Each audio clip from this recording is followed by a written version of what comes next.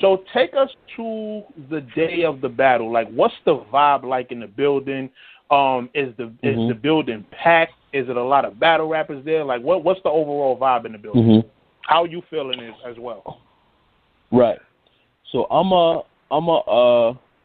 gonna give you the vibe of the face off as well. And so, face off the night before. Oh, yeah, I did a face off. Champion. Okay. We did a face off the night before on Champion, with Black and Tech and Jazz. And so, during the face off, a lot of interesting things were said. That if you watch the face off before you watch the battle, it's kind of funny. But a lot of things were said during this face off. One of the things Bourne said that I think kind of pissed some people off was something along the lines of, you said my pen is not elite, talking about me. I said his pen is not elite, and that motivated him, and he wrote his rounds for me in 2 weeks. Now, to give you a little background, we had been locked in for over 4 months. Ooh. Okay, 4 months. He gave us 4 months to prepare, so that we could each do our part to make this like a super classic battle. And so it was for me. It was just funny to hear Bourne say he wrote his material in 2 weeks, knowing that A, we had 4 months to prepare. B, I literally had a battle a week before Bourne in New Mexico, 3 rounds, 2-minute rounds, and still was able to you know what I'm saying, have prepared and done and memorized 3 rounds at 3:30 each. So it was just funny, you know what I'm saying, like the way the face-off played out and some of the stuff he was saying was interesting. But the vibe in the face-off was dope. I did an interview I agree with what you're saying, but I did an interview with Rex, and he says, I just wrote my round 2 weeks, and I started laughing, and he was like, no, I'm serious, this was back in the day. And he's like, there's some of us that just are shaped that way, that we don't, like, even if it could be locked in, we have to write it 2 weeks before, so maybe that's just his writing style, to be honest. It could be, you know what I'm saying? It definitely could be, and I know there's a lot of battlers like that, and to be honest, Jesse, there's a lot of battlers that will even rank their stuff closer than 2 weeks, you know what I'm saying? And right. That's like, what I mean. Like, I don't know if he meant any disrespect by it, you know, but I didn't take it as disrespect toward me because I don't care what he wrote. I was gonna beat him anyway in my head, you know what I'm saying? That was just my mentality. But I think some of the fans and potentially even the league owner took it a certain way, because the thing about Bourne you have to understand is he has a problem with preparation. He has a problem with not remembering his material and certain things like that, where the more time and effort he's putting into it, I think most of us think the better off he's going to be come the day of the battle. And so if he only gave himself 2 weeks to write 3-minute rounds and memorize it, when he potentially had up to 4 months, even if that's his process, you would think that because of the magnitude of the battle, like, no matter what my process is, Jesse, you tell me I got loaded Lux 4 months from today, I'm writing tomorrow.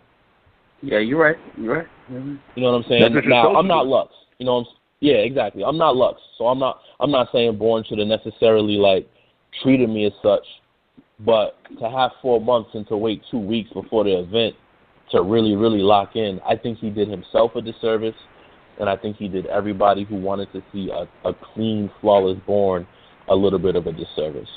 So with that said, going into the day of the event, I got there maybe around 8. I was with Marv 1, Quest and Cody, and the venue had a good amount of people, man. Overall, I would say the venue had a little over 100 people, which for the middle of Toledo, I think is a pretty good number for the very first event, considering they don't have a lot of battle rap events out there at all.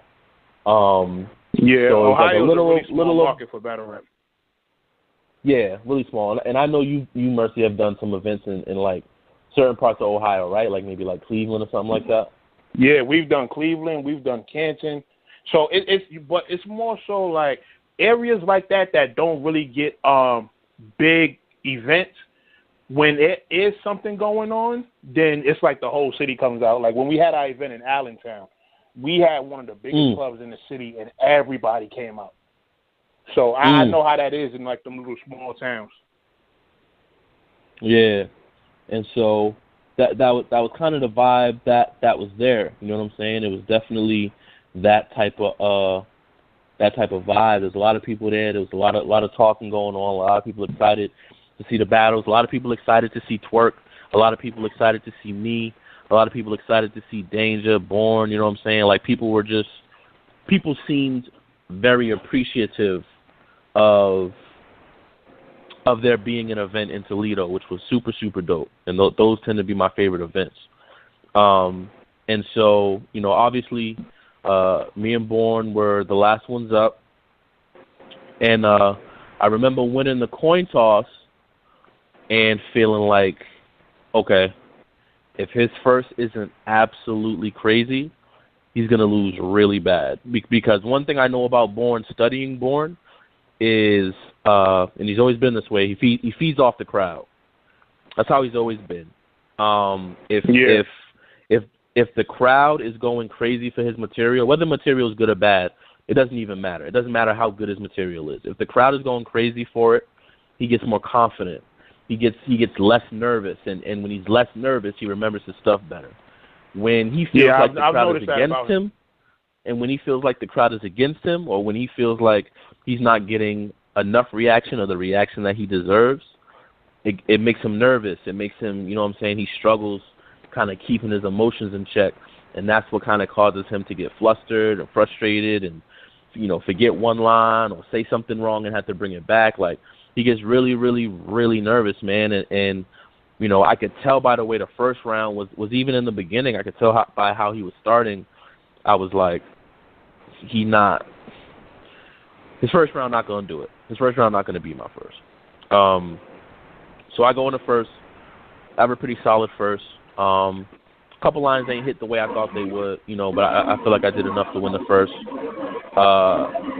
Second round comes around. Bowen has a pretty good second. It was a little better than his first, but he does have a couple off stumbles, you know what I'm saying, like a couple things that weren't so clean with his performance. And you know, in my second, I think when I brought out the career chart,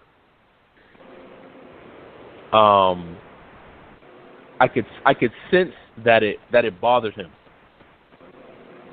You know what I'm saying? And Yo, that was that. Oh my God! This there was is a picture of the career. Me dying. Yeah. This is what has me dying. Yeah, about go ahead.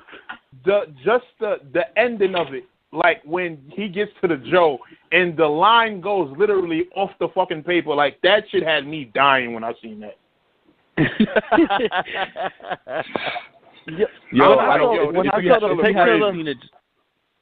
When I saw the picture of the can you explain to the people listening what the career chart is if they haven't seen it? Yes, and so the career chart is a line graph that I had created, and it literally compares my career with Bourne's career. For example, his line starts in 2009, so it has 2009 battle with Loaded Lux, loss versus Loaded Lux. 2010 loss versus Calico. 2011 loss versus Young Cannon. 2012 it for a loss the line goes down, for a win the line goes up, for a classic the line goes up. And so it's basically my career and his career side by side. Mine is has some ups and downs. I think it says loss to DNA, so it goes down a little bit. I think it says loss to, I want to say Cortez, and it goes down a little bit. And then, the rest of them are like either wins or classics, and they level up. So by the time we get to 2018, where we are now, my graph is, between like top tier and God tier, which is how they were you know, which were the different levels that you could be at. And his was so low that his graph was literally off of the chart. It was underneath the axis. Oh my that God. Low. Which was hilarious. And so I could tell when I brought the graph out, and I can even hear him. Like when I'm rapping, I kind of block my opponent out because I don't let what they say distract me. But I could kind of hear him like that graph is inaccurate as shit. Like I could just tell that it's like getting on his nerves. Like, you know, the way I had done it, I could tell he'd seen it and he was mad. There was 6 bitches that there was 6 bitches in the pool with us. Was it that kind of reaction? Yeah, there was 6 yeah, bitches it was. with You know us. what I'm saying? Like it was one of those reactions where you could just tell that like what I was doing was getting under his skin, man. And so, you know, I feel like off creativity alone and off just the thought process behind it, the concept, I feel like I won round 2 off of that alone, you know what I'm saying? And then, you know, the third round, in my opinion, was Bourne's best round. He was getting the most reaction. The crowd started to really, really, you know, and maybe I struck a nerve and he kind of turned up a little bit, but then he also kind of had like a bad stumble or choke, whatever you want to call it. I know he'll call it a stumble. A lot of us will call it a choke, whatever you want to call it, but he had a really bad one in his third round, you know, which I think a lot of people kind of didn't want to give him the round because of it.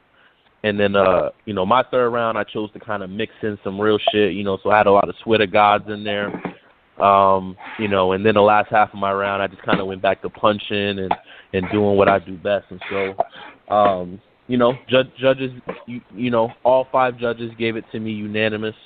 3-0. I also won champion of the night. So I got the $500 on top of the ridiculous price that I gave Roger. I got $500 on top of that for winning the battle, and then $1,000 on top of that for having performance of the night or champion of the night. You know, so that was really how it played out, and I don't know why people are surprised that it played out that way, but you know. I'm not surprised. I'll be honest, because and I rock with Bourne heavy. Like I feel like he's highly underrated. He is kind of overlooked, but at the end of the day, battlers like you, he tends to drop the ball. We've seen it with JC. Right. We've seen it with B Magic. You know, so it's one of those things where like certain people have the stigma where they're good as far as like they might be good being mid-tier, but when it's time to elevate and battle bigger competition, you know, I felt like JC had this problem at one point. He just couldn't beat those guys that are above that. And it's a like you said, it's just a stigma that like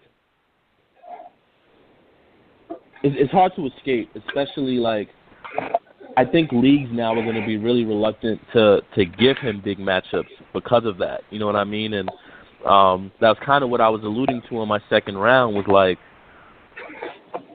this is your, like a win over me, it might not land you on Summer Madness 8, but it might give league owners enough confidence and incentive to say, oh shit, Bourne just beat Chilla in a judge battle. Okay, let me set up Bourne and Danny Myers, or let me set up Bourne and, you know what I'm saying, Geechee Gotti. You know what I'm saying? Like I feel like it might not have led him to the biggest cards in the world, but it might have started him on a path where he could continue to get respected opponents and continue to kind of shake that stigma that he had. And so, I agree. You know, even though I expected to win this battle, I was a little disappointed that he dropped the ball, and I was a little disappointed in his material because I definitely expected Bourne to come in this battle fully prepared, 3 rounds, memorized, clean, and I expected him to try to take my head off. And that's why I added a little extra with the chart and some of the other things I did. I felt like I was going to need a little extra, you know what I'm saying, in the case that the Bourne that battle Super Writer or the Bourne that battle Bricks decided to show up.